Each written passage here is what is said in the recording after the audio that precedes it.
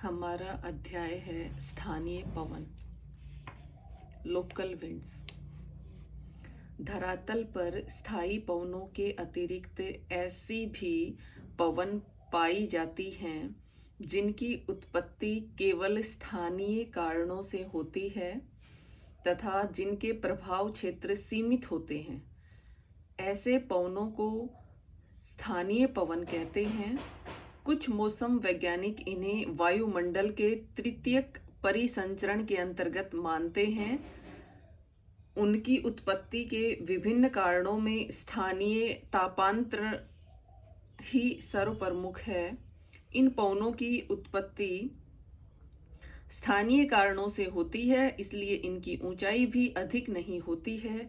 ऐसे प्रत्येक स्थानीय पवन के निजी विशेषताएं होती हैं जिनके नाम भी अलग अलग होते हैं। अधिकांश स्थानीय पवनों के साथ बड़े ही कष्टदायक मौसम की उत्पत्ति होती है, जिसके लिए ये बड़े कुख्यात होते हैं। किंतु कुछ ऐसे भी स्थानीय पवन पाए जाते हैं जिनका मौसम पर वांछित एवं मनोकूल प्रभाव पड़ता है। यद्यपि इन स्थानीय पवनों का मौसम विज्ञान की दृष्टि से कोई विशेष महत्व नहीं है, तथापि स्थानीय मौसम तथा जलवायु के वर्णन में इनका महत्वपूर्ण भूमिका होती है। कुछ स्थानीय पवनें अधिक शुष्क और गर्म होती हैं, जैसे उत्तर भारत की ग्रीष्मकालीन लू, भूमध्य सागरीय क्षेत्रों से चलने वाली सिरक्को। किंतु कभी कभी ये पवन अत्यधिक सर्द और प्रचंड वेग वाली होती हैं।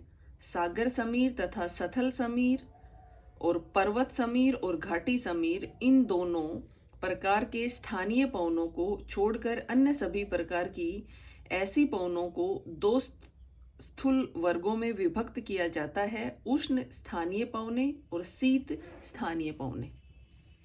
ये दो प्रकार की पवनें मानी जाती हैं: उष्ण स्थानीय पवन, शीतल स्थानीय पवन। अब हम पढ़ेंगे सागर समीर एवं सथल समीर।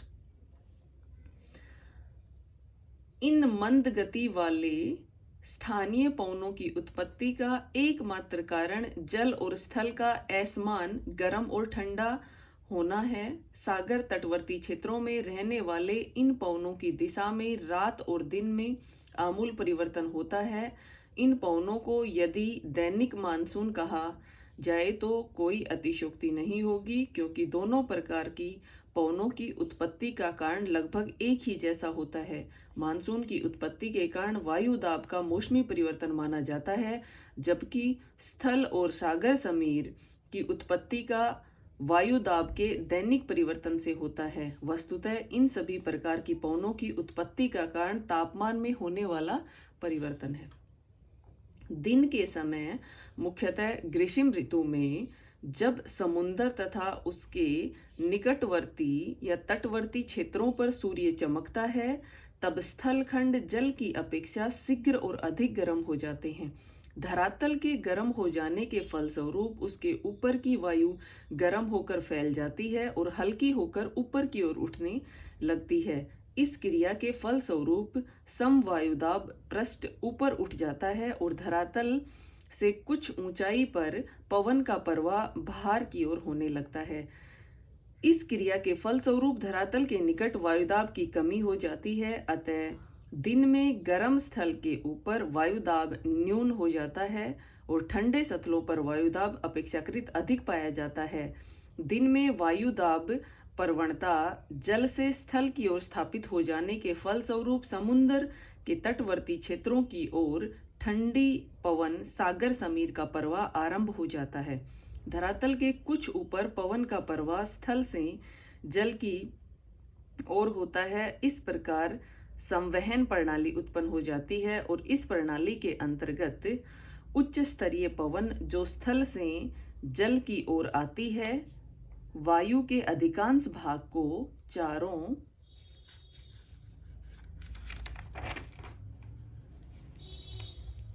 ओर फैला देती है। अतः यह कहना पूर्णतः सत्य नहीं होगा कि सागर समीर के विपरीत दिशा में ऊपर प्रवाहित होने वाली वायु सब की सब धरातल पर लौट आती है।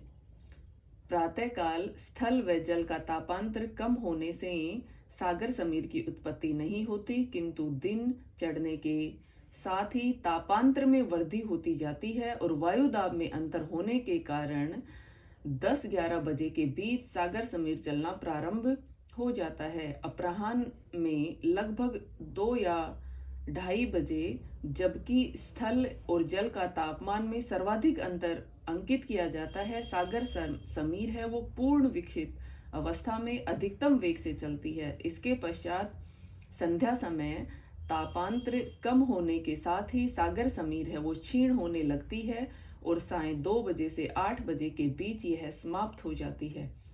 सागर तटवर्ती क्षेत्रों में कई किलोमीटर तक इस शीतल समीर का प्रभाव पड़ता है। ट्रेवार्था के अनुसार मध्य अक्षांशीय प्रदेशों में तट से 15 से 50 किलोमीटर दूरी तक तथा उष्ण कटिबंध में 50 से 65 किलोमीटर दूरी तक ये हवाएं चलती हैं। गर्म प्रदेशों में कहीं कहीं अनुकूल परिस्थितियों में सागर समीर 100 किलोमीटर दूर तक स्थल खंडों में प्रवेश कर जाती हैं। बड़ी बड़ी झीलों के तटवर्ती क्षेत्रों में भी ऐसे पवन चलते हैं, किंतु ये अधिक शक्तिशाली नहीं होते हैं। सागर समीर छिछले पवन होते हैं जिनकी ऊंचाई विभिन्न प्रदेशों में स्थानीय दशाओं के अनुसार विभिन्न विभिन्न पाई जाती है।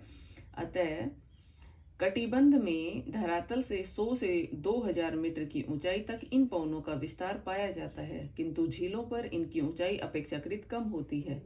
इन समुद्री पवनों के वेग में भी धरातल के विभिन्न भागों में असमानता पाई जाती है। शीतोष्ण कटिबंधीय सागर समीर का वेग 25 से 40 किलोमीटर होता है, जबकि उष्ण कटिबंध में कभी कभी इनका वेग इतना अधिक हो जाता है कि ये पवन तूफानी हो जाती हैं। जहां तट के निकट शीतल समुद्री धाराएं चलती हैं, वहां उष्ण कटिबंधीय शुष्क प्रदेशों में वायु भार प्रवणता अधिक तीव्र होने के कारण सागर समीर बड़े प्रचंड होते हैं। इन शीतल सागरीय पवनों का तटवर्ती क्षेत्रों की संकरी पट्टी की जलवायु पर बड़ा ही समकारी प्रभाव पड़ता है। इनके कारण ग्रीष्म ऋतु में स्वच्छ मौसम में दिन का उच्चतम तापमान अधिक ऊंचा नहीं उठ पाता है।